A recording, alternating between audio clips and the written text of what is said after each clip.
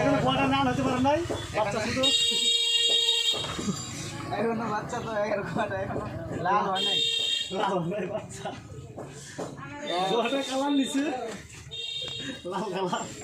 এই যে দেখো, নমস্কার গাইস, আজকে তোমাদেরকে আজকে দেখাবো আমাদের এখানে একটা চিড়িয়াঘরের পাখি ধরে আনছি। এই পাখিটার নাম হলো গোয়ানাল পাখি। তো এই যে দাদা এদিকে আনেন তো, ক্যামেরাটা দেখেন। এই যে এই পাখিটার নাম হচ্ছে গোয়ানাল পাখি। এই দেখছেন এই দেখেন গোয়ানাল পাখি। এটা আলো দেখতে তুই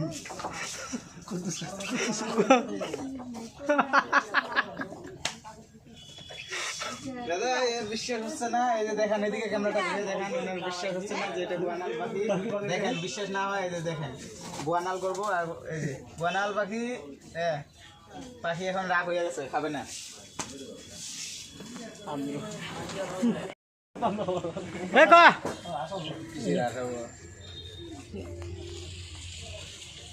তো গায়ে এই যে লোকটা যে বিড়ি খাচ্ছে, এ শুধুমাত্র এই গোয়ানাল পাখিটাকে দেখবার জন্য আসছে এখানে।